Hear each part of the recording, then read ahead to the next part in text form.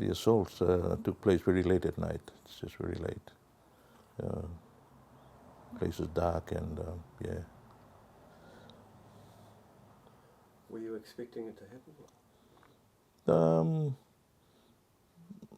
You go in there with an open mind. You expect that because there's been a track record of people getting hurt and stuff. So yeah, just kind of half expected it. Something's going to happen.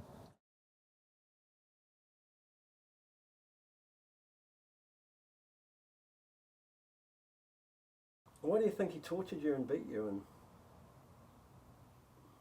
why do you think? Well, there was some of us who were pretty vocal and pretty active in our opposition to the regime when they took over our government. They saw us as a threat or whatever. That's why they wanted to do these things to silence people. There were activists that were also beaten up, just voicing their opinion against the unlawful takeover of government. So yeah, I just happened to be one of them. We believe we were in the right. It's been proven in the courts. So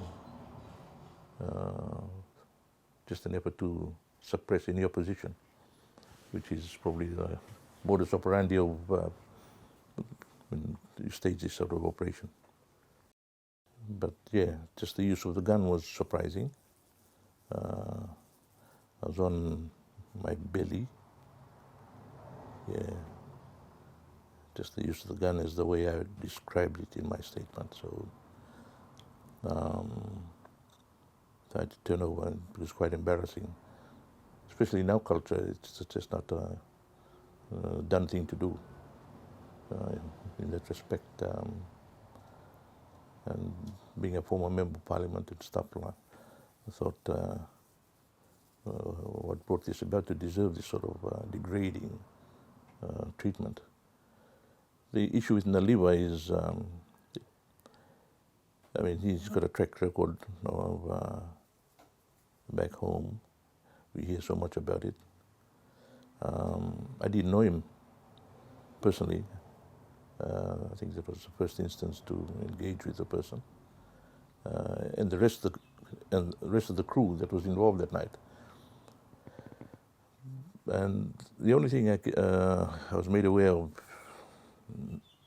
his name was through the military police who were on duty, because I didn't know any of them. So they came and visited me early in the morning and just said sorry, apologized for the treatment, and just mentioned the names. And oh, okay. So yeah, I think that evening,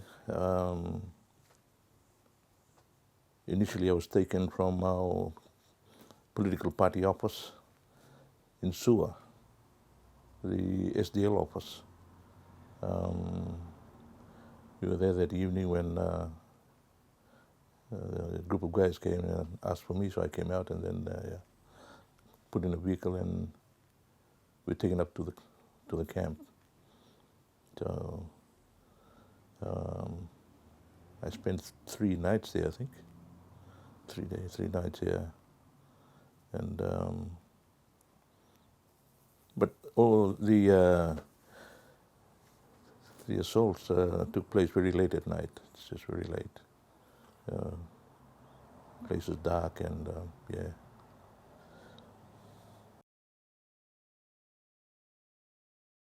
With that type of behavior, didn't really expect it from our boys, eh? Yeah, maybe a punch here or there, or straight out assault, but to try and do something in that manner. I mean, we all have children, we've got grandchildren, so it's very hard to talk about. Hope people understand that.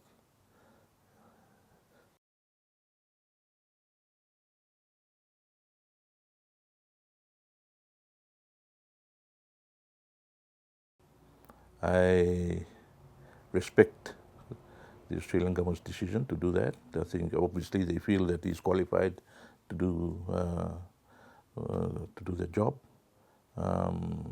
Apart from the human rights record that follows Mr. Naliva, that's an issue. Probably Australia is taking into account all these things. They made that appointment, and I just want to say that I respect it. And we've got to also remember that for us so-called victims back home, there's very little avenue for redress because of the immunity that they enjoy. So yeah, but all in all, Australia has made the decision, and I just want to say that I respected that decision. It's all out there. It's nothing new.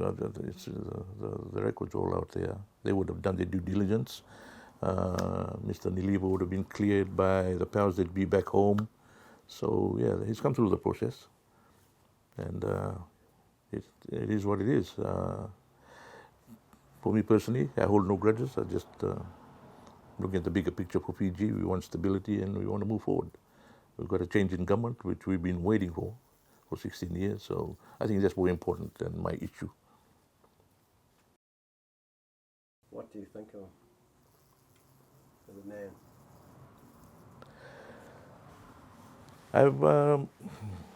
I've moved on from that incident because I've always maintained that a lot of the boys that were involved that evening didn't really understand what was happening in Fiji. I believe they were being used, especially by Frank at the time, by Mirama.